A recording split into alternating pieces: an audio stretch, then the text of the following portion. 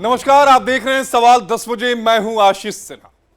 पाकिस्तान और अफगानिस्तान के बीच cease fire पर सहमति भले ही बन गई हो, लेकिन हालात इस बात की गवाही दे रहे हैं कि यह शांति बस दिखावे की है। काबुल और इस्लामाबाद के बीच भरोसे की दीवार पहले से ही दरक चुकी है, टूट चुकी है, बिखर चुकी है। अब दोनों के रिश्ते एक और विस्फोट के मुहाने पर आ खड़े हुए हैं। पाकिस्तान के रक्षा मंत्री ख्वाजा आसिफ के बयान ने अब इस आग में घी डालने का काम किया है।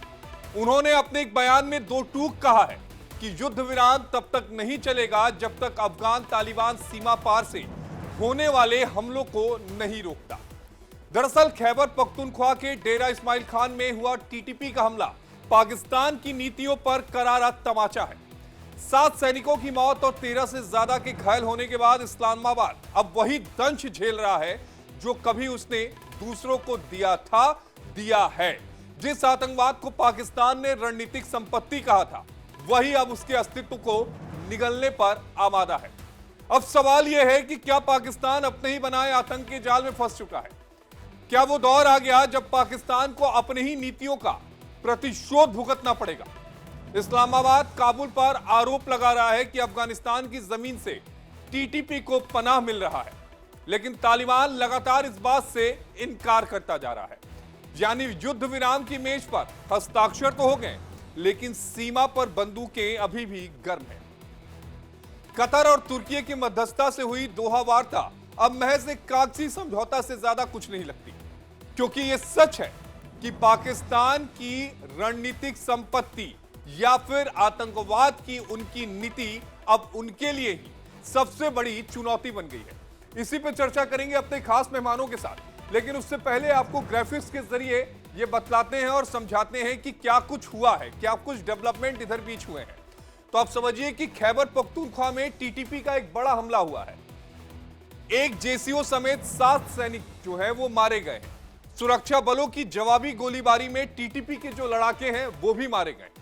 तेल और गैस कंपनी की सुरक्षा कर रहे जवानों पर सुनियोजित ढंग से टीटीपी ने यह हमला किया था। अब समझिए जरा इस पूरे प्रोफाइल को। तेल और गैस की रक्षा कर रहे थे, उसी समय वहां पर टीटीपी का हमला होता है। तो पाकिस्तान क्या अपने ही जाल में जो उसने जाल बुना था आतंकवाद का, क्या उसी में फंस गया है? पाकिस्तान की नीतियों की नाकामी का यह एक धमाका है जो खैबर पख्तूनख्वा में देखा गया है। जिस आतंक को रणनीतिक संपत्ति कहा गया था, यानी जिसे रणनीति के तौर पर पाकिस्तान इस्तेमाल करता रहा है, अब वही रणनीति, वही आतंक पाकिस्तान को निगलने के लिए तैयार हो चुका है। अब पाकिस्तान का कभी पनाह देने वाले अब खुद आतंकियों के निशाने पर हैं। ये सारे संगठन, चाहे जैश हो, लश्कर हो, टीटीपी हो, इन सबको पाकिस्तान ने न सिर्फ पनाह दी बल्कि उनको तैयार किया, उनके हाथों में हथियार दिए। अब वही हथियार पाकिस्तान के ऊपर भी चल रहे हैं। तो अब अगले ग्राफिक से आपको समझाने की कोशिश करते हैं कि इसका इंपैक्ट क्या होगा, क्योंकि देखिए कभी पनाह देने वाला ये पाकिस्तान अब खुद उनके निशाने पर आ गया है। इस बात को समझने और जानने की जरूरत है कि पाकिस्तान में स्थिति जो है वो और ज्यादा खराब होती जा रही है। हर तरफ कमोबेश पाकिस्तान में हालात ऐसे ही हैं। चाहे आप खैबर पख्तूनख्वा की बात कर लीजिए, बलूचिस्तान की बात कर लीजिए, चाहे आप पीओके की बात कर लीजिए, हर तरफ से पाकिस्तान जो है वो सुलग रहा है। और इसी पर चर्चा करने के लिए हमारे साथ खास मेहमानों का पैनल है। हमारे साथ मेजर जनरल अनुज माथुर जी हैं, रक्षा विशेषज्ञ हैं।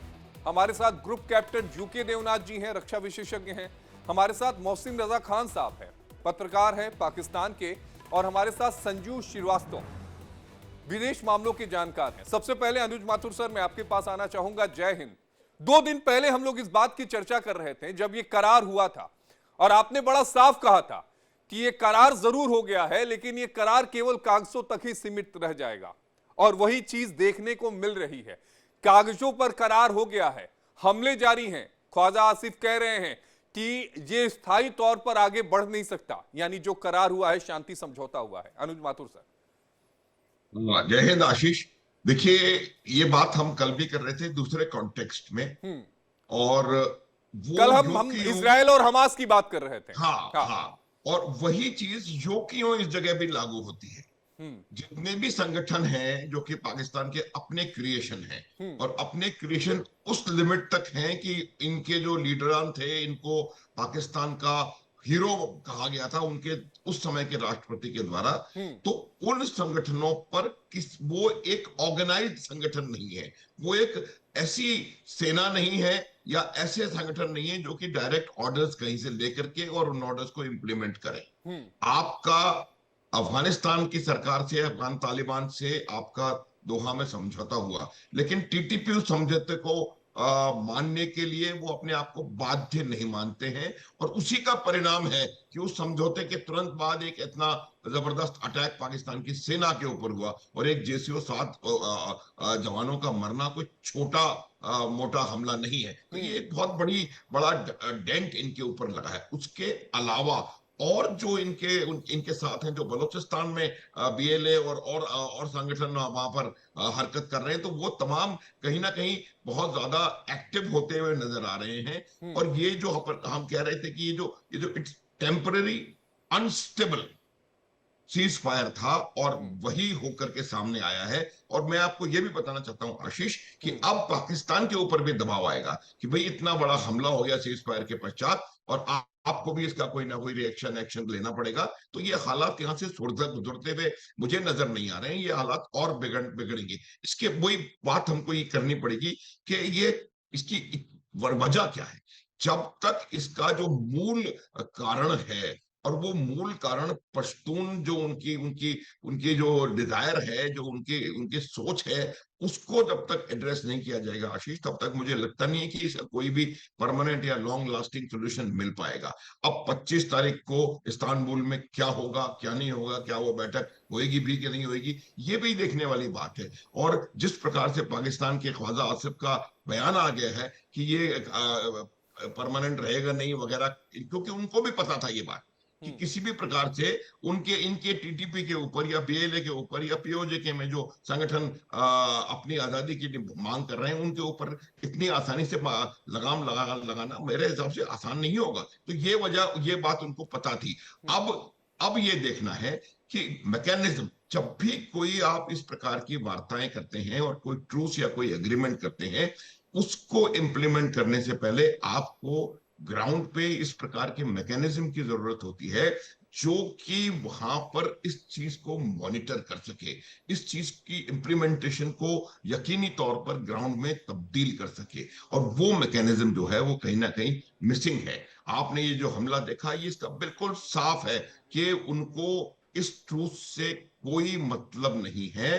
उनका अपना उद्देश्य है। वो चाहते हैं पाकिस्तान में शरिया कानून लागू हो। वो चाहते हैं कि पश्तूनों की जो उनकी डिजायर्स हैं या उनकी जो एम्बिशंस हैं, उनको एड्रेस किया जाए, और वो डूरेंट लाइन को नहीं मानते। तो लेकिन सवाल ये भी उठता है कि हाँ, टीटीपी का जो आतंक है, ये पाकिस्तान की ही नीतियों का परिणाम कहा जा सकता है क्या, अनुज माथुर सर? यही कह रहा हूं कि ये पाकिस्तान के निश्चित रूप से, देखिए, अगर आप एक जगह पर इस नीति को एक एक्सटेंडेड टूल की तरह इस्तेमाल करें। देखिए, मैं आपको एक बहुत साधारण सी बात बताता हूं, एक सिमिली एक पैरेलल में ड्रॉ करना चाहता हूं। ईरान, ये जो हुती, हिजबुल्ला और हवस, ये क्या है? ये एक्सटेंडेड टूल्स हैं ईरान के अपनी फॉरेन पॉलिसी को इंप्लीमेंट करने के लिए। उसी प्रकार से पाकिस्तान ने लश्कर, जैश, हिजबुल मुजाहिदीन, TTP, तो जो अफगान मुजाहिदीन जो उन्होंने तैयार किए थे, बाकायदा इन्होंने तैयार किए हैं, उनको ट्रेन किया है, उनको पढ़ाया लिखाया है, उनको लीडरशिप दी है, उनको हथियार दिए हैं। तो ये 79 से 89 के समय में, तो ये हमको समझने की जरूरत है कि जब आप इस एक चीज को as a instrument of foreign policy आप भारत के खिलाफ प्रयोग में ला रहे हैं, तो दूसरा देश इस चीज को दोबारा आपके खिलाफ इस चीज को एज ए पॉलिसी ला करके इसका प्रयोग कर सकता है। और एग्जैक्टली वही हो रहा है। बार बार मैं वही बात याद दिलाता हूं, सांप आपके बाड़े में है तो आपको निश्चित रूप से डसेगा। ये नहीं, बहुत लेकिन पुरानी एक सवाल बात है। यहां पर यूके देवनाथ जी एक से भी मिनट, मैं लेना एक चाहूंगा। एक जी जी, आप अच्छा, अपनी बात पूरी कर लीजिए अनुज माथुर हाँ, साहब। बस मैं यही कह रहा था कि जब आपकी पॉलिसी ये रही है कि आप इन टेररिस्ट ऑर्गेनाइजेशन को भारत के खिलाफ एज ए पॉलिसी और implementation of for your foreign policy कर सकते हैं। तो यही एग्जैक्टली वही हो रहा है, और इस बात के लिए आप स्वयं जिम्मेवार हैं। आपके प्रश्न का उत्तर यह है। यूके देवनाथ सर, एक सवाल यह भी उठता है कि पाकिस्तान के रक्षा मंत्री ख्वाजा आसिफ का यह बयान, जिसमें उन्होंने कहा कि युद्ध विराम तब तक नहीं चलेगा जब तक अफगान तालिबान सीमा पार से होने वाले हमलों को नहीं रोकता, इसके मायने क्या है? इसका मायना यही माना जाए कि 25 अक्टूबर को होने वाली मीटिंग से पहले ये हमले इस बात को बताते हैं कि भरोसे की दीवार जो है वो दरक रही है। हो ये रहा है कि दोनों तरफ भरोसे की दीवार पूरी तरह से टूटी हुई है। भरोसा नाम की कोई चीज ही नहीं है। अगर अफगानिस्तान पाकिस्तानी पोजीशन पर हमले कर रहे हैं टीटीपी के लड़ाके, तो दो चीजें बहुत ही क्लियर है। एक तो है कि पाकिस्तानी पोस्ट जो हैं वो कम से कम अभी तक डूरंड लाइन का जो इंटरनेशनल इंटरप्रिटेशन है उस पर या उसके इस तरफ बनाए गए हैं। अब अगर टीटीपी के लड़ाके आके पाकिस्तानी पोस्ट पर हमला कर रहे हैं तो जाहिर बात है उन्होंने कम से कम डूरेंट लाइन के हिसाब से जो पाकिस्तान की सोवरेन इलाका है वहां पर हमला किया है। तो जैसे जेसीओ और जवान मारे गए हैं, तो सतह जानकारी जितनी मिल रही है उसके हिसाब से इसमें कल्पेबिलिटी यानी कसूर किसका है, टीटीपी का ही लग रहा है।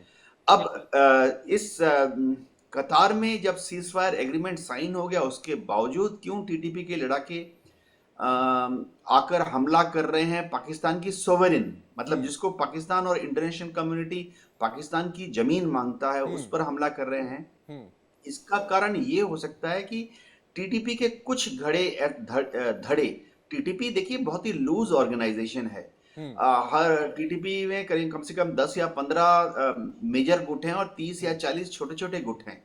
कहीं कहीं तो उनके गुट इतने छोटे हैं कि एक जिरगा से मात्र 3 या 4 लड़ाके हैं। लेकिन उस जिरगा को हथियार इसलिए दे दिए गए क्योंकि उनकी जियोग्राफिक लोकेशन उस हाईवे पर या उस दर्रे पर, उस घाटी में बहुत क्रिटिकल है। तो क्या होता है कि उस जिरगा से मात्र 3-4 लड़ाके हैं, अब उनके पास आरपीजी है, लेकिन वो काबुल की जो सेंट्रल अथॉरिटी है उससे बहुत दूर हैं, उसका कहना नहीं मानते या लाइन ऑफ कम्युनिकेशन है ही नहीं।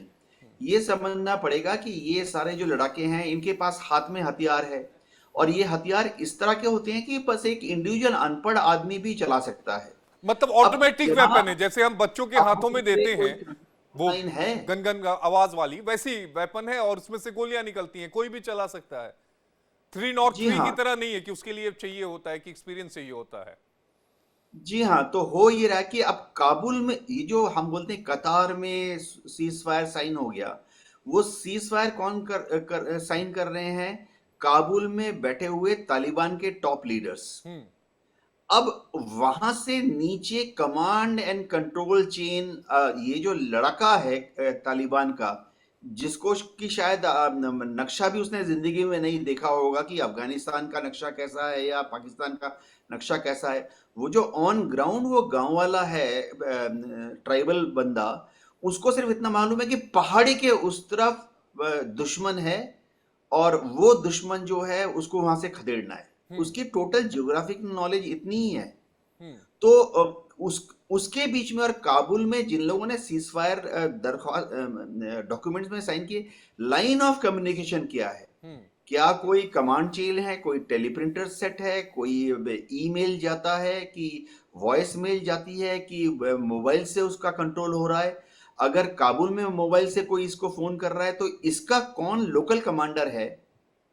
हम बोलते हैं लोकल कमांडर, हम लोग सोचते हैं लोकल कमांडर का मतलब है कि कोई जेसीओ साहब, तालिबान के ऑर्गेनाइजेशन या टीटीपी के ऑर्गेनाइजेशन की बात कर रहा हूं।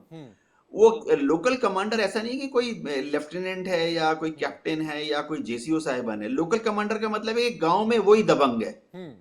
उस गांव में अगर 40 घर हैं, 40 घर में अगर 20 युवा हैं, वो 20 में से 2 के हाथ में आरपीजी है, 2 के हाथ में AK-47 है, ये छुटभैया होते हैं। मैं किसी भी तालिबान ऑर्गेनाइजेशन की बात कर रहा हूं, और वहां जो दबंग होता है इन 20 युवाओं में से, वो लोकल कमांडर है। अब वो लोकल कमांडर किस तरह से हेरात से, कंधार से या काबुल से कम्युनिकेशन किया है, मैं मोबाइल या टेलीफोन की बात कर रहा हूं, तो इनको किस तरह से हुक्म आते हैं, किस तरह से हुक्म जाते हैं। नहीं, अ, लेकिन बीच में एक अगर खबर यह भी आई थी यूके देवनाथ जी की, टीटीपी के जो दो बड़े संगठन हैं उन्होंने आपस में हाथ मिला लिया था। दोनों ही अलग अलग मंशा रखते थे। एक बताया ये जा रहा था, जो न्यूज़पेपर की रिपोर्ट थी, कि वो अफगानिस्तान में था और दूसरा पाकिस्तान में था, और ये दोनों बड़े घटक दल थे। दोनों ने एक साथ हाथ मिलाया पाकिस्तान के खिलाफ। इस तरह की भी खबरें आई हैं कि भले हाँ ही आशीष जी, मतलब जो हुकूमत में तालिबान की सरकार है वो भले ही पाकिस्तान पर हमला ना करे, लेकिन हम हमले करना जारी रखेंगे। ये रिपोर्ट थी, वो इंटरनेशनल मीडिया की थी जो मैंने पढ़ी थी। हाँ आशीष जी, क्या होता है कि टीटीपी, पहली चीज तो तालिबान बहुत लूज ऑर्गेनाइजेशन है। हम्म। तालिबान के करीबन 8 या 9 घटक दल हैं, जिसमें टीटीपी एक है। हम्म। अब टीटीपी का लोकलाइज्ड जो एरिया है, जहां ज्योग्राफिकली जमीन पर उनके बूट्स ऑन ग्राउंड है, जमीन पर उनका डोमिनेंस है और दूसरे घटक दल नहीं घुस सकते, हम्म। ये वाला इलाका है डूरन लाइन, खैबर पख्तूनख्वा के उस तरफ, समझिए कंधार तक या हेरात तक। हम्म। अब इस इलाके में टीटीपी की लड़ाई कैसे होती है बताता हूं। हम्म। एक तो टीटीपी इस इलाके में तालिबान के दूसरे घटक दलों को नहीं घुसने देता। हम्म। जैसे कि हम कभी बात करते हैं कि खैबर पख्तूनख्वा, वजीरिस्तान, अब हम्म। नॉर्दर्न अलायंस का बहुत वहां पर डोमिनेंट था उत्तरी भाग में। हम्म। जो हम अफगानिस्तान का वकान कॉरिडोर समझते हैं, या अफगानिस्तान का उत्तरी भाग है जो कि सेंट्रल एशियन रिपब्लिक से जुड़ा हुआ है, वहां तो नॉर्दर्न अलायंस की डोमिनेंस थी, आज भी है। हम्म। आज भी तालिबान के जो लड़ाके हैं, यानी तालिबान का जो काबुल में जो डोमिनेंट घटक फैक्शन है, वो नहीं जा सकता उत्तर की तरफ, नहीं जा सकते। तो आप टीटीपी की पहली लड़ाई किससे है? तालिबान से ही है, कि हम्म। तालिबान के दूसरे घटक लोगों को यहां पर डोमिनेंस नहीं देनी पड़ेगी। हम्म। ये खैबर पख्तूनख्वा से लगा एरिया, वर्चस्व वो किसका चाहते हैं? टीटीपी वाले, सिर्फ टीटीपी का। हम्म। अब टीटीपी का जो ये वाला घटक दल है, इसमें भी करीबन 20 अलग अलग, कैसे बताएं, जैसे हमारे यहाँ ग्रामों में महापंचायत होती है, 13 गांव मिलकर एक महापंचायत बनाते हैं। इस तरह का अलग अलग वैलीज में, समझिए एक पूरा खैबर पख्तूनख्वा का डूरन लाइन के उस तरफ की बात कर रहा हूं, कोई 7 या 8 छोटी छोटी घाटियां हैं। हम्म। हर एक घाटियों में 4-4, 3-3 गांव होंगे। हम्म। ये गांव में जो घटक दल हैं, ये टीटीपी का, ये शायद कोहेसिव नहीं है, मतलब ये खिचड़ी जैसी भी नहीं है, ये बिरयानी जैसी है, हर चावल अलग अलग दिखता है। तो इनमें से जो डूरन लाइन के इस तरफ हैं, वो पाकिस्तान के आईएसआई के ज्यादा प्रभाव में थे।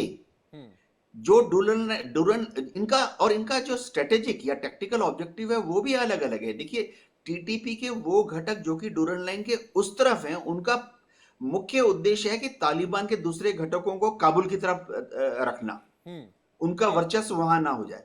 और टीटीपी के वो घटक जो कि डूरन लाइन के इस तरफ हैं, उनका मुख्य उद्देश्य है कि आईएसआई के जो दूसरे स्पॉन्सर्ड टेरर ग्रुप्स हैं या पाकिस्तान आर्मी रेंजर्स, इनको दूर रखना।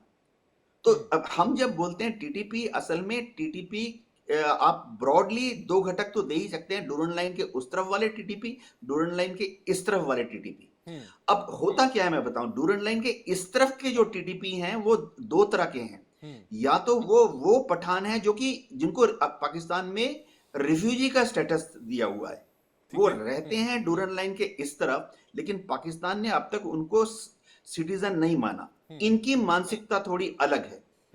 और टीटीपी के दूसरे लड़ाके जो कि घटक दल जो कि डूरन लाइन के इस तरफ हैं, पाकिस्तान की तरफ हैं, वो पठान लड़ाके हैं जिनको पाकिस्तान ने पाकिस्तानी की नागरिकता दे दी है। अब पाकिस्तान की जो होम मिनिस्ट्री है, यानी खैबर पख्तूनख्वा की होम मिनिस्ट्री, इन दोनों तरह के टीटीपी के लड़ाकों से अलग अलग तरह से जब वो टीटीपी के एक लड़ाके को पकड़ लेते हैं, तो वो अगर पाकिस्तान का नागरिक है तो उसको पाकिस्तान की जेल में डाल देते हैं और एक तरह से कार्रवाई करते हैं, थोड़ी नरम कार्रवाई होती है। और डूरन लाइन के इस तरफ जब वो टीटीपी के एक लड़ाके को पकड़ लेते हैं जो कि पाकिस्तान का नागरिक नहीं है, अफगान रिफ्यूजी स्टेटस है, उनको काट दिया जाता है बाकायदा पाकिस्तान की एडमिनिस्ट्रेशन द्वारा। इनको पकड़कर थोड़ी इनकी इनकी खास स्पेशल ट्रीटमेंट होती है और अल्टीमेट ये एम होता है कि 2-3 साल डंडे मारने के बाद इनको और इनके परिवार को धक्का देकर डूरन लाइन के उस तरफ भेज दिया जाए। तो इन सब टीडीपी के घटक दलों का जो लोकल लड़ाई होती है प्लस माइनस 4-5 किलोमीटर के रेंज में, देखिए एक इन्फेंट्री ट्रूपर जो है ना, जिसने कंधे पे आरपीजी रखी हुई है, उसकी मोबिलिटी एक दिन में करीबन 4 किलोमीटर मानी जाती है। यानी एरिया ऑफ रेस्पॉन्सिबिलिटी कर लीजिए या एरिया ऑफ मिलिट्री इन्फ्लुएंस कह लीजिए, 4 किलोमीटर इधर 4 किलोमीटर उधर। तो इनको इनकी सबकी अलग अलग सेल्फिश इंटरेस्ट होते हैं। काबुल का इनके ऊपर मिलिट्री कंट्रोल क्या है, समझिए इन्होंने कहना नहीं माना, अब हमला कर दिया, जेसीओ और जवान मारे गए, क्या काबुल इनके ऊपर कोर्ट मार्शल कर सकता है? नहीं। क्या काबुल इनकी तनख्वाह बंद कर सकता है? नहीं। क्या काबुल इनकी पेंशन पर रोक लगा सकता है? नहीं। तो क्या जरिया है जिससे काबुल इनके कहते हैं ना हैप्पी ट्रिगर फिंगर, उस पर कंट्रोल करे? कोई जरिया नहीं है एक्सेप्ट वो जो लोकल स्ट्रॉन्ग मैन है, लोकल हेंचमैन है, उसकी उस गांव में चलती है। हम भारत में भी देखते हैं, उत्तर भारत में हर गांव में एक छोरा होता है 20-25 साल का, बाइसेप्स होते हैं, ट्राइसेप्स होते हैं, उसी की चलती है गांव में। सरपंच भी उसी को रोटी छोटी खिला के, दूध मट्ठा खिला के हाथ में लठ दे के रखते हैं। तो काबुल की इनके ऊपर command and control administrative point से जीरो है। वो लोकल लड़का जो बोलता है दादा, वही ये लोग करते हैं। हम कहते हैं कि टीटीपी कंट्रोल नहीं है, ये कंट्रोल करने का क्या तरीका है? मतलब मैं काबुल की बात कर रहा हूं, काबुल कैसे इन लोगों को कंट्रोल में रखेगा? एक ही तरीका है कि काबुल को इनके जो जिरगा होते हैं या जो लोकल पंचायत होती है, 13 ग्रामों की जैसे पंचायत होती है, उस पर क्या कंट्रोल है? नहीं है, क्योंकि काबुल उन गांव वालों को भी कोई ऐसा सेंट्रल फंडिंग नहीं है ना। गांव में अगर कुएं खोदने हैं तो उसका पैसा क्या काबुल से आ रहा है? नहीं। तो गांव का जो पंचायत है वहां पर जो चीफटेन है या ट्राइबल चीफ है, वो क्यों काबुल की बात सुनेगा?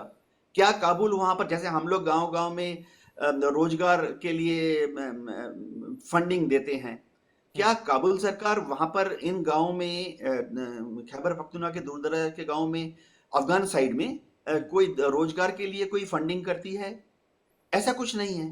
तो इन्फ्लुएंस या तो शून्य है या शून्य के बराबर है, administrative influence, control of Kabul. जी, एक यहां पर सवाल संजू श्रीवास्तव सर ये भी उठता है कि पाकिस्तान ने जिस आतंकवाद को अपनी रणनीतिक संपत्ति कहा था, क्या अब वही आतंकवाद उसके अस्तित्व को निगलने पर पूरी तरीके से आमादा हो चुका है? बिल्कुल बिल्कुल आपने सही कहा। आतंकवाद जैसा जो एक दानव जो कोई भी अपने बैकयार्ड में पालेगा, उसका हश्र वही होगा जो कि पाकिस्तान का हो रहा है। पाकिस्तान के जो हुक्मरानों ने आतंकवाद का इस्तेमाल अपने इंस्ट्रूमेंट ऑफ स्टेट पॉलिसी के तौर पर और आतंकियों को स्ट्रेटेजिक असेट के रूप में किया है। और वो जो भस्मासुर, जो फ्रैंकेनस्टाइन्स उन्होंने खड़े किए हैं, जो ये जहरीले जो सांप अपने बैकयार्ड में पाले हैं, वो सांप आज पाकिस्तान को ही डस रहे हैं, वो भस्मासुर पाकिस्तान को ही जला रहे हैं। और ये पाकिस्तान के लिए जाहिर है कि एक अस्तित्व का जो संकट है वो उसने खड़ा कर दिया है। और जहाँ तक तहरीके तालिबान पाकिस्तान की बात है, तो जाहिर है कि तहरीके तालिबान पाकिस्तान भी और पूरा तालिबान पाकिस्तान का ही क्रिएशन रहा है। तालिबान को काबुल की सत्ता पर बिठाने से लेकर के और उसके पूरे फॉर्मेशन को भी अगर आप देखें तो वो पाकिस्तान के आर्मी और आईएसआई के द्वारा ही किया गया। और इस तरीके के जो एक बड़े चैलेंज को पाकिस्तान ने खुद ही अपने लिए खड़ा किया, ये सोचते हुए, और देखिए कितनी इनकी भ्रमित सोच रही है कि ये सोचते थे कि ये जो अफगानिस्तान है वो अपने स्ट्रेटेजिक बैकयार्ड के तौर पर इस्तेमाल करेंगे और तालिबान का जो इस्तेमाल अपने सबॉर्डिनेट्स की तरह से करेंगे, जब चाहेंगे जो चाहेंगे करवा लेंगे। जाहिर है कि इस तरीके की जो उनकी जो भ्रमित सोच रही, उसी की वजह से उन्होंने एक इस तरीके के संगठन, तालिबान जैसे संगठन को खड़ा किया। लेकिन वो जो पाकिस्तान के हुक्मरान हैं, वो अफगानों का जो मूल चरित्र है, जो एक फाइटर्स के तौर पे वो जाने जाते हैं। और अफगानिस्तान को तो जैसा कि मैंने आपके शोज में पहले भी डिस्कस किया है कि इसको अफगानिस्तान को कहा जाता है ग्रेवयार्ड ऑफ एम्पायर्स। यहाँ पर कोई भी एम्पायर टिक नहीं सका है। सभी एम्पायर को जो है, एम्पायर्स को शिकस्त उठानी पड़ी, चाहे वो ब्रिटिशर्स रहे हो चाहे वो अमेरिकन रहे हो, चाहे वो रशियंस रहे हो, सभी वहां पे छोड़ करके भागे हैं अंत में। और ये जो तालिबान के जो अफगानिस्तान की जो फाइटर्स हैं, वो ये कहते हैं, जो बड़े बड़े बॉम्ब्स और फाइटर जेट्स और मिसाइल्स को लेकर के आते हैं, कि आपके पास अगर घड़ी है तो हमारे पास समय है। और उनके पास जो है इंडलेस अपॉर्चुनिटी टाइम के साथ वो और बहुत ही लंबे पेशेंस के साथ छापेमार युद्ध को करने के लिए वो जाने जाते हैं। गोरिल्ला वॉरफेयर में उनसे बड़ा कोई हो नहीं सकता, और उनको एक लंबा उसका अनुभव हासिल है। बैटल हार्डेंड तालिबान के जो लड़ाके हैं, अफगानिस्तान के जो सैनिक हैं। तो ऐसे में जाहिर है कि पाकिस्तान ने अपने लिए एक बड़ी आफत जो है अफगानिस्तान के साथ संघर्ष करके मोल ले ली है। बेहतर होता कि पाकिस्तान के जो हुक्मरान हैं, सबसे पहले, जैसा कि माथुर सर ने कहा, हमने पहले भी इस बात को डिस्कस किया है, कि वो पश्तून की जो आइडेंटिटी है, जो एक बहुत ही बड़ी इथनिक आइडेंटिटी है, और पश्तूनों की संख्या पाकिस्तान में सबसे ज्यादा है, उन पश्तूनों को यथोचित वो सम्मान देते हैं, उनको सेकेंडरी ट्रीटमेंट नहीं देते, उनको उनकी जो इश्यूज हैं, उनके जो ग्रीवांसेस हैं, उसको एड्रेस करते हैं, और उनको उसी तरीके का ट्रीटमेंट पाकिस्तान में अगर मिलता है जैसा कि पंजाबियों को मिलता है, जैसा कि सुन्नी पंजाबी लोगों को वहां पर मिलता है, जैसा कि पंजाब प्रोविंस को मिलता है, यदि वैसा ही वो खैबर पख्तूनख्वा को भी ट्रीटमेंट देते तो संभव है कि ये समस्या खड़ी नहीं होती।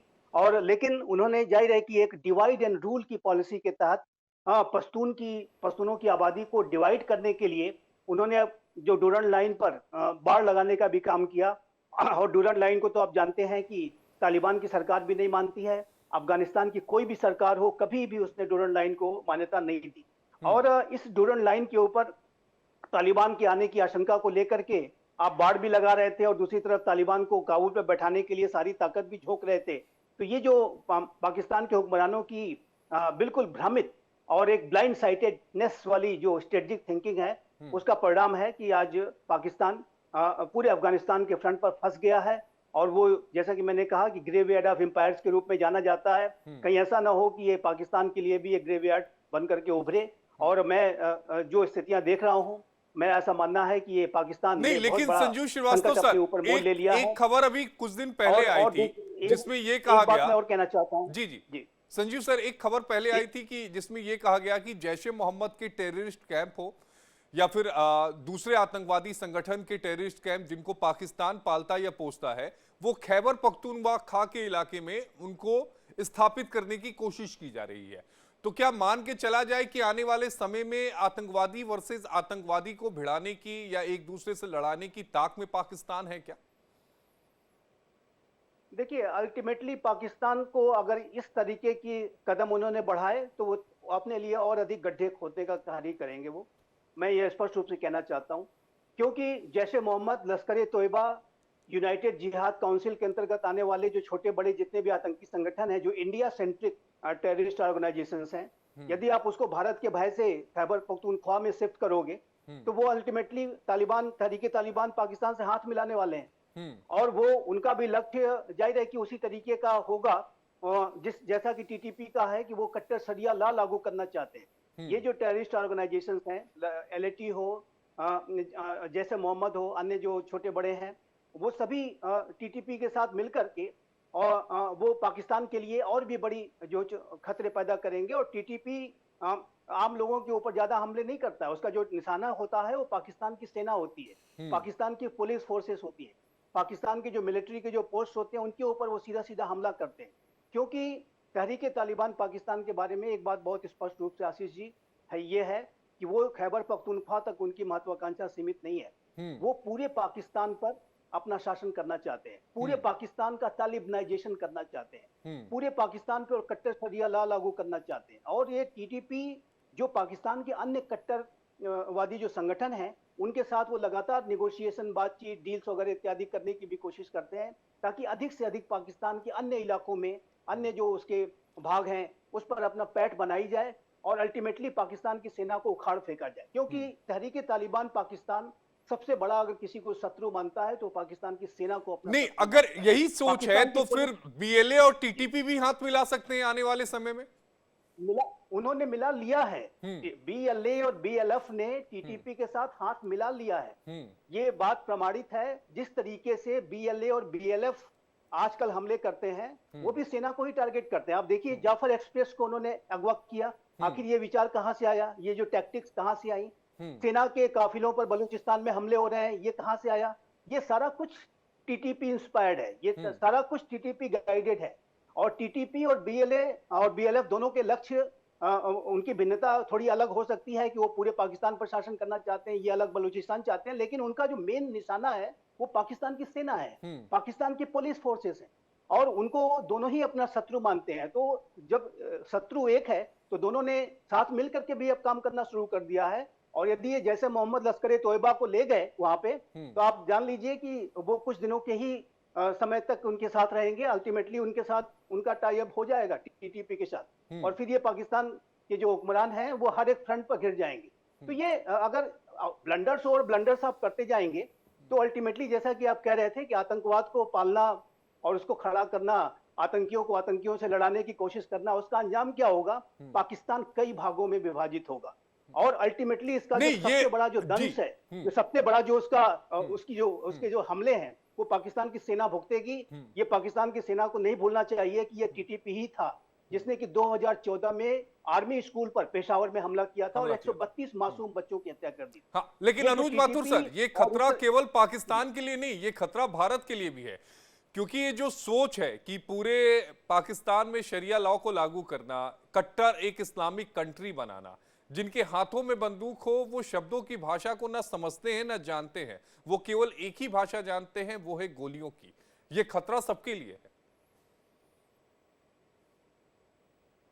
संदेह नहीं है। लेकिन आपके प्रश्न का उत्तर देने से पहले मैं एक दो लाइन उसमें जोड़ना चाहूंगा जो आप संजीव जी से बात कर रहे थे। देखिए, पाकिस्तान की ये बिल्कुल पूरा हमेशा से स्ट्रेटेजी, ये टैक्टिक्स कह ले, ये रही है।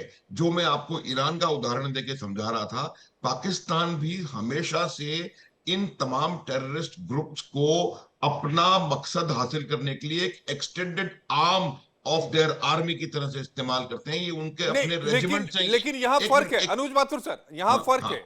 ईरान अपने द्वारा बनाए गए आतंकवाद की आग से नहीं जल रहा, पाकिस्तान जल रहा है। वही मैं कह रहा हूं। उसकी वजह यह है कि ईरान ने उसको एक एक्सटेंडेड आर्म बना करके अपनी जमीन से 1200, 1500, 1000, 2000 किलोमीटर दूर बैठा रखा है। और जबकि अब मैं आपको जो मैं बात बता रहा था वो ये है कि आप ये देखिए कि किस प्रकार से पाकिस्तान, जैसे एलईटी जैश की बात कर रहे हैं, वो आईएस खोरासान उनको ऑलरेडी बीएलए से लड़ने के लिए ला चुके हैं, और वो बीएलए और आईएस खोरासान के बीच में बलूचिस्तान मूवमेंट में लगातार झड़पें हो रही हैं। देखिए, ये उनकी सेना की नाकामयाबी का एक बहुत बड़ा कारण एक बहुत बड़ा कारण है इन तमाम चीजों का, क्योंकि उनकी सेना इन मसलों को हल नहीं कर सकती, क्योंकि उनकी सेना इनके खिलाफ एक्शन सही प्रकार से ले नहीं पा रही और उनको कंट्रोल नहीं कर पा रही।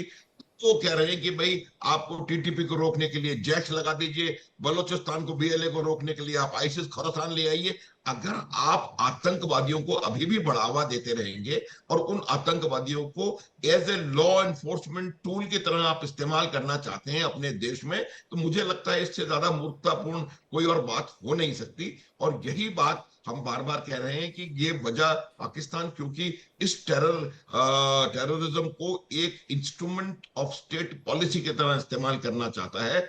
इसी वजह से पाकिस्तान के कई हिस्से जो हैं वो जलते रहेंगे, और मुझे अगर फिजिकली अलग नहीं भी हुए तो आप ये समझ लें कि डिफैक्टो वर्चुअली वो अलग हो जाएंगे। आप देख लें जिस प्रकार की हालत आज की तारीख में केपीके में और बलोचिस्तान में है। अब कल आपने समझौता साइन किया, आज उन्होंने आपका एक जेसी और 7 ओवर मार दिए, तो इस अब कोई मजाक नहीं है कि इस प्रकार का, लेकिन उसकी जिम्मेवारी उनकी अपनी है।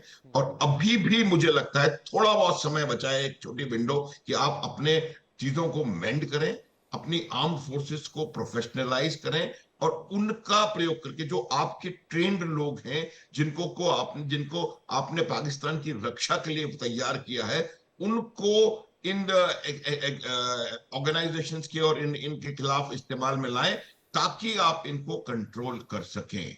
आज परिस्थिति ये है कि पाकिस्तान की जो सेना है वो अनप्रोफेशनल बिजनेस कम्युनिटी में बोलता हूं उसको वो है, और उसकी वजह से वो चूंकि अपना काम नहीं कर पा रहे हैं तो वो इन ग्रुप्स को अपना एक एक्सटेंडेड आर्म समझ करके इनको ग्राउंड के ऊपर प्रयोग में लाने का प्रयास करते हैं। आशीष, एक दो बातें और मैं आपको जी बताना चाहता हूं कि वो एक एक चीज जो इंपॉर्टेंट होती है कि इनका जो माइंडसेट जो शुरू से रहा है, कई दफा ये बात मैं कह चुका हूं कि 4 direct bouts of military rule, उसके अलावा मिलिट्री कंट्रोल पूरे पाकिस्तान के ऊपर, जो मिलिट्री माइंड है वो इस बात के लिए ट्रेंड होता है कि आपका पास एक इशू है, उस इशू को खत्म करने के लिए आपके पास हथियार हैं और उन हथियारों का प्रयोग करके आप उनको खत्म कर, ये तो ये सारा माइंडसेट पाकिस्तान की लीडरशिप में रहा है, और इसी वजह से उन्होंने पंजाब को एक एक्सेप्शन के तौर पे छोड़ दें, उन्होंने पाकिस्तान के बाकी तमाम हिस्सों में, चाहे वो उनके लेजिटिमेट हिस्से हो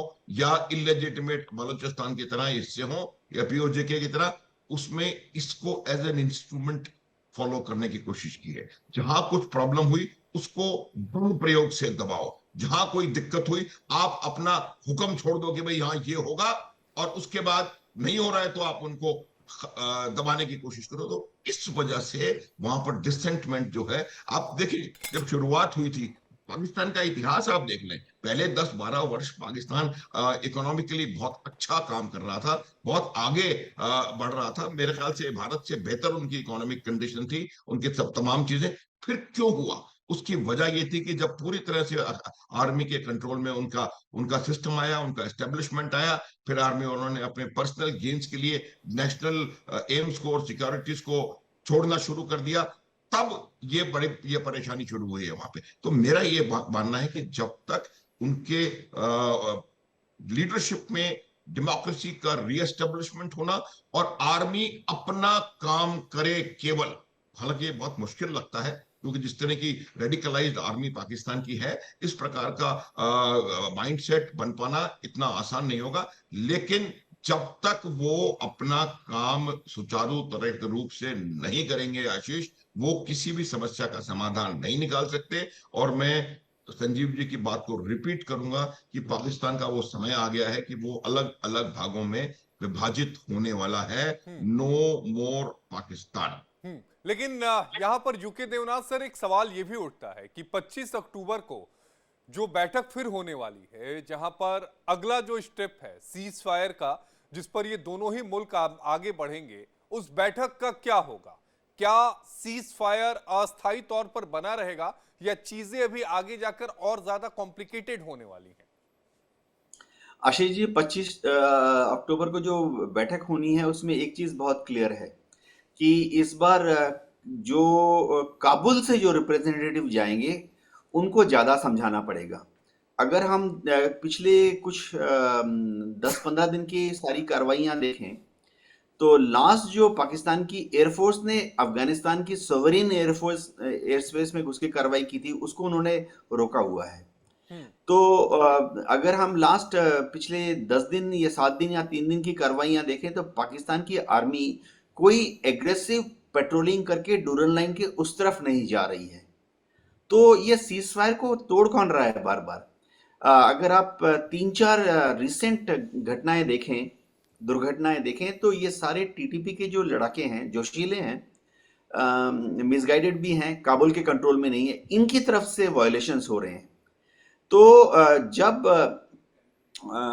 बात होगी 25 तारीख को, डेफिनेटली सबसे इम्पोर्टेंट फैक्टर ये हुआ कि काबुल के जो लीडरान हैं सिर्फ उनसे ना बात करें, जो अलग अलग तालिबान के धड़े हैं, टीटीपी के जो अलग अलग धड़े हैं, उनके रिप्रेजेंटेटिव को भी तुर्की ले जाना पड़ेगा, इस्तांबुल ले जाना पड़ेगा। क्योंकि फिलहाल ऐसा लग रहा है कि काबुल में जो बंदा है वो तो साइन कर देता है, चलो सीज फायर, लेकिन जो लोकल लेवल पर जिरगा हैं या शुरा बोलते हैं यहाँ पर, वो कंट्रोल में नहीं है काबुल के। तो जैसे वहाँ पर क्वेटा शुरा है, हक्कानी नेटवर्क के अपना ऑर्गेनाइजेशन है, वहाँ पर समझिए महशाद शुरा है, नॉर्दर्न अलायंस से ज़्यादा अलाइंड है वो लोग, रसूल शुरा है।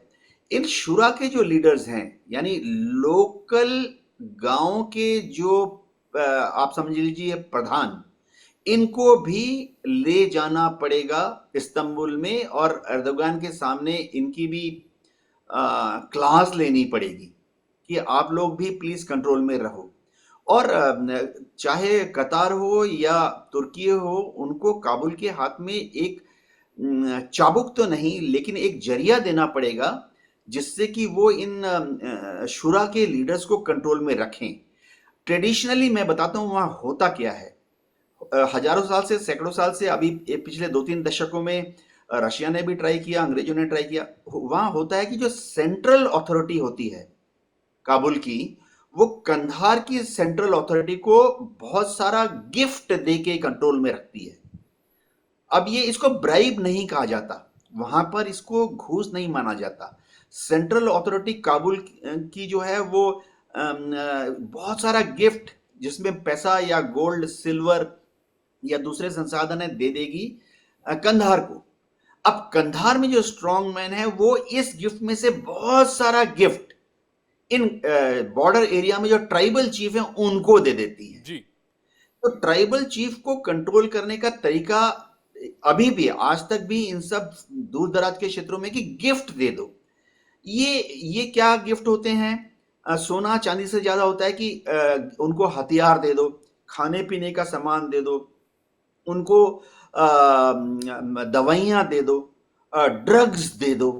सबसे बड़ी बात है कि कंधार में जो प्रांत की बात कर रहा हूं, वो इन दो ट्राइबल चीफ्स को क्या कहते हैं कि जो लोकल डेवलपमेंटल वर्क होंगे उसका टेंडर तेरे हाथ। वहां टेंडर नाम की चीज नहीं होती है, 7 कोटेशन, 3 कोटेशन, 1 कोटेशन, लेकिन जो लोकल काम होगा तुम ही करना। तो गांव का जो सरपंच होता है, ट्राइबल चीफ जो वहां होता है, उसको मालूम है यहाँ सड़क बनेगी, वो काम सिर्फ मेरे को मिलेंगे, मेरे को सेंट्रल अथॉरिटी से 25 लाख रुपए मिल जाएंगे। उसमें से कुछ काम करता है और कुछ वो अपनी और अपने कुनबे की भलाई के लिए खर्च कर देता है। ये जो सिस्टम है उनको लागू करना पड़ेगा, इस सिस्टम को सेंट्रल अथॉरिटी काबू में। तब तक ये ट्राइबल चीफ कंट्रोल में नहीं आएंगे। वैसे मैं of the record, on the record बोलना चाहता हूं कि भारत में भी हमने ट्राइबल चीफ को कंट्रोल में रखने के लिए दूर दराज के क्षेत्रों में ऑफिशियली या अनऑफिशियली ये सिस्टम फॉलो किया है कि ट्राइबल चीफ को अंदाजा होता है कि वहां जो ठेकेदारी का काम होगा, जंगल कटेंगे, वही करेगा और कोई कंपीट नहीं करेगा, पेमेंट हो जाएगी। सड़क बनानी है वही करेगा, उसके मजदूरी करेंगे और कोई कंपीट नहीं करेगा, उसकी पेमेंट हो जाएगी। इसी तरह से हमने भी भारत में ऑफिशियली या अनऑफिशियली, आप इसको टैक्टफुलनेस कह लीजिए, दूर दराज के क्षेत्रों में ट्राइबल चीफ को भारत में भी हमने नहीं, इसी तरह से लेकिन ये कंट्रोल में रखा हुआ है। दूरदर्शिता यूके देवनाथ जी पाकिस्तान के पास या पाकिस्तान की सोच में तो होगी नहीं ना। ये एक बड़ा सवाल है और सबसे बड़ा सवाल यही हो जाता है कि फिर ऐसे में पाकिस्तान की आवाम का क्या होगा। इसमें मैं संजीव सर से एक रिएक्शन ले लूं। संजीव जी, अगर इसमें कुछ कोई पिस रहा है तो वो पाकिस्तान की आवाम है। अगर पंजाब प्रोविजन को छोड़ दें तो पूरा पाकिस्तान की जो दूसरी अलग अलग, चाहे बलूचिस्तान हो, खैबर पख्तूनख्वा हो, पीओके हो, गिलगिट हो, बलाटिस्तान हो, हर जगह पाकिस्तान की आवाम पीछे चली जा रही है। देखिए, पाकिस्तान की आवाम तो डे वन से पिस रही है, क्योंकि वहां पर जमहूरियत सिर्फ दिखावे की है और केवल कहते हैं कि जनता का शासन है, लेकिन जाहिर है कि जनता की एक नहीं सुनी जाती और वहां पर सिर्फ सेना ही शासन करती है। कभी वो पर्दे के सामने से शासन करती है, आधा समय तक उन्होंने पर्दे के सामने से शासन किया तख्ता पलट करके, और आधा समय वो पर्दे के पीछे से अब शासन कर रहे हैं। शासन सेना ही कर रही है। इलेक्शंस रिग्ड होते हैं, मैनिपुलेटेड होते हैं। लेकिन जो सबसे बड़ा परिवर्तन ये आया है कि जो टीटीपी का जो चैलेंज है, उससे जो पाकिस्तान के जो रियल रूलर्स, जो वहाँ की सेना, वहाँ की जो पुलिस फोर्सेस, जो कि इस मुगालते में थे कि हमें कोई टच नहीं कर सकता, हमारी स्किल्स को कोई टच नहीं कर सकता, हमें कोई क्षति नहीं पहुंचा सकता। जाहिर है कि टीटीपी ने वो मिथ जो तोड़ दिया है और वो अब सीधा सीधा पाकिस्तान की सेना को ही हमले करते हैं। आप देखिए तो जो सेना के काफिलों पर, पोस्ट पर, पुलिस के पोस्ट पर, पुलिस के जो जहाँ पे पुलिस के परिवार के सदस्य जन रहते हैं, उनके सोसाइटीज में जाकर के मस्जिदों के अंदर हमले करके बड़ी संख्या में लोगों को उन्होंने हताहत किया है। और ज्यादातर निशाना उनका जो पाकिस्तान की सिक्योरिटी फोर्सेस होती है, क्योंकि उनका जो लक्ष्य है, जैसा कि मैंने कहा, कि वो पाकिस्तान का जो भी सिस्टम है एग्जिस्टिंग, जो भी उसकी जमहूरियत का सिस्टम है, उसको वो बिल्कुल हटा देना चाहते हैं, उसे उखाड़ फेंकना चाहते हैं और अपना एक शासन उसी तरीके का स्थापित करना चाहते हैं जैसा कि तालिबान ने पाकिस्तान में किया है। और ये जो पूरा जो चैलेंज है टीटीपी का, वो बहुत ही बड़े चैलेंज के तौर पर आया है। लेकिन जो सबसे बड़ी समस्या ये है कि टीटीपी का जो चैलेंज डील करने की प्रक्रिया में पाकिस्तान ने कहीं भी कोई सद्बुद्धि उसमें नहीं दिखाई। उन्होंने तालिबान की जो सरकार है उसके साथ अपने जो संबंधों को लगातार खराब करने का ही, उसे बिगाड़ने का काम किया है। एक तो पाकिस्तान के हुक्मरानों को इस बात को समझना होगा कि ये जो तालिबान है और ये जो अफगानिस्तान है, उसको वो अपने बराबरी का समझें। उनको एक मिस ट्रीटमेंट उनके साथ ना करें। जो लाखों की संख्या में अफगान शरणार्थी अभी पाकिस्तान में हैं, उनको आप जिस तरीके से डिपोर्ट करते हैं, फोर्सफुली उन्हें भेड़ बकरियों की तरीके से गाड़ियों में लाद करके उनको वापस भेजा जाता है, उनके ऊपर कोड़े बरसाए जाते हैं, गोलियां चलाई जाती हैं, उसको लेकर के जो पश्तून आबादी है बहुत दुखी रहती है। और तालिबान इसको बिल्कुल पसंद नहीं करता। आप डिपोर्टेशन करिए, लेकिन डिपोर्टेशन की एक प्रक्रिया होनी चाहिए। आप डिपोर्टेशन का एक डिग्निफाइड डिपोर्टेशन होना चाहिए, लेकिन उसको जाहिर है कि पाकिस्तान नहीं करता है। और कई बार तो वो ये भी अब हाल के समय में देखने को मिला है कि जब टीटीपी हमले बढ़ा देता है तो पाकिस्तान और सख्ती से डिपोर्टेशन की धमकियां देता है। तो इससे अल्टीमेटली जो पाकिस्तान की सरकार और अफगानिस्तान की सरकार के बीच का जो ट्रस्ट है, जो ट्रस्ट डेफिसिट है, वो और अधिक गहरा हो जाता है। यदि आपको टीटीपी पर रेन इन करना है, यदि उनको कंट्रोल करना है, तो सबसे पहले आपको तालिबान की सरकार के साथ संबंध बेहतर करने होंगे, जो कि पाकिस्तान कर नहीं रहा है। पाकिस्तान अगर तालिबान की सरकार बाड़ लगाने को लेकर के और आप कभी कभी अचानक बॉर्डर बंद कर देते हैं, ये जो पश्तून आबादी है ये इतनी क्लोजली इंटरकनेक्टेड है एक दूसरे से कि उनको यदि आप डिवाइड करने की कोशिश करेंगे तो ये पश्तूनों को पसंद नहीं आएगा। ये तालिबान जो है लार्जली ये पश्तून डोमिनेटेड ऑर्गेनाइजेशन है, और जाहिर है कि इसको जो है आप यदि पश्तूनों को परेशान करेंगे, उनको अत्याचार करेंगे, उनको सेकेंडरी ट्रीटमेंट देंगे, तो क्या ये तालिबान की सरकार पसंद करेगी? और यदि उनको आप डिवाइड करेंगे, परमानेंट बॉर्डर उनके बीच में दीवार खड़ी करने की कोशिश करेंगे, जहां पर आपके रिश्ते नातेदार हैं, सबसे ज्यादा पश्तून पाकिस्तान में है, फिर सेकेंड में अफगानिस्तान में है, लेकिन उनके बीच में आप दीवार खड़ी करने की कोशिश करेंगे, तो ये पश्तून को बिल्कुल पसंद नहीं है, ये तालिबान की सरकार को पसंद नहीं है। और जाहिर है कि तालिबान की सरकार, तालिबान के जो सैनिक हैं, उनकी पाकिस्तान के सैनिकों से बाड़ लगाने को लेकर के झड़पें होती रही हैं। और ये जो पाकिस्तान की जो नीति रही है तालिबान की सरकार के साथ संबंध खराब करने की, उससे ये टीटीपी का जो चैलेंज है और अधिक बढ़ गया है। और मेरा ऐसा मानना है, आशीष जी, मैं स्पष्ट रूप से कहना चाहता हूं कि अभी हाल के समय में जिस तरीके से पाकिस्तान की सेना ने पश्तून आबादी को लेजर गाइडेड बॉम्ब से टारगेट किया, उनके ऊपर जो चाइनीज फाइटर जेट्स 17 JF-17 का इस्तेमाल करते हुए आपने निर्दोष पश्तूनों की हत्याएं की हैं, उसका जो एक रिवेंज है वो टीटीपी लेने की कोशिश करेगा। और मेरा ऐसा मानना है कि चूंकि पाकिस्तान के मिलिट्री के द्वारा हाल के समय में चाहे अफगान शरणार्थी हो, चाहे पश्तूनों के ऊपर बमबारी हो, चाहे वो काबुल में और अन्य जगहों पर जाकर के एयर स्ट्राइक्स करने की बात हो, ये सारा कुछ टीटीपी को बिल्कुल भी जाहिर है कि उसका वो बदला लेने की फिराक में है। और ये जो हमले हैं, ये मेरा मानना है कि और भी बड़े हमले टीटीपी आने वाले दिनों में पाकिस्तान के अंदर कर सकता है। और ये जाहिर है कि ये जो पूरी सिचुएशन है वो पाकिस्तान ने खुद अपने लिए खड़ी की है। और जो इल ट्रीटमेंट किया पश्तूनों के साथ और तमाम तालिबान की सरकार के साथ संबंध खराब किए, उसका खामियाजा पाकिस्तान को अभी फोर्सिएबल फ्यूचर में एक लंबे समय तक भुगतना पड़ेगा। लेकिन ये जो अगर यहाँ से अगर आप मुझसे पूछें तो मैं अवश्य ये कहना चाहूंगा कि पाकिस्तान की सरकार यदि जरा भी अपने आप को बचाने के लिए टीटीपी के खतरे से जरा भी वो सीरियस हैं, तो उनको सबसे पहले तालिबान की सरकार के साथ अपने संबंधों को बेहतर करने के लिए काम करना चाहिए। उनके जो तालिबान की सरकार की जो ग्रीवांसेस हैं डूरन लाइन को लेकर के, अफगान शरणार्थियों को लेकर के, वो सारे के सारे के ऊपर पहले आप बात करिए। जो अपनी देश के अंदर की जो पश्तून आबादी है उसके साथ संवाद स्थापित कीजिए। पश्तून तहफ़्फ़ुज़ मूवमेंट जो चल रहा है, पश्तून तहफ़्फ़ुज़ मूवमेंट आखिर नाम देने का कारण क्या था? 2014 से चल रहा है और इसके तो कई सदस्य इतने ज्यादा, मंजूर पश्तीन इत्यादि, जो इतने ज्यादा इन्फ्लुएंशियल हैं कि उनकी बातों को वहां के लोग जो है बिल्कुल अच्छा सा उनका अनुसरण करते हैं और उनके द्वारा जो भी बातें कही जाती हैं उससे वो बहुत मोटिवेटेड होते हैं। और 2 सदस्य तो इनके असेंबली में भी चुन करके पहुंचे हैं और वहां पर भी वो पश्तून के ऊपर जो हमले हो रहे हैं और अत्याचार हो रहे हैं, सेकेंडरी ट्रीटमेंट होता है, उसके खिलाफ पाकिस्तान की संसद में भी आवाज उठाते हैं। तो पाकिस्तान के जो पंजाबी सुन्नी डोमिनेशन का जो उनकी जो मानसिकता है, वो पाकिस्तान को ले डूबेगी, मैं ये बहुत स्पष्ट रूप से कहना चाहता हूं। और यही ट्रीटमेंट उन्होंने बलूचों के साथ भी किया है, यही ट्रीटमेंट सिंधियों के साथ भी करते हैं, और हमारे जो कश्मीरी भाई बहन है उनके साथ भी ऐसा ही ट्रीटमेंट करते हैं। तो ये जो पाकिस्तान का जो पंजाबी सुन्नी डोमिनेशन और आतंक का रास्ता आखिर किसने दिखाया है? ये जो मैं एक और भी बात कहना चाहता हूं कि आज ये पाकिस्तान जो इतने बड़े हमले झेल रहा है, वो आतंक का रास्ता किसने दिखाया? आपने ही खड़ा किया है, आपने ही टेरर कैंप चला रखे हैं, आप ही ने तो ये सारे तंत्र को खड़ा किया है। तो आप उसको भुगतिए, फिर जैसा आपने बोया है वैसा वैसे ही आप काटेंगे। ठीक है, अब जी फाइनल रिएक्शन लेते हैं अनुज माथुर सर, एक मिनट सबके लिए है। अनुज माथुर साहब, हल क्या है?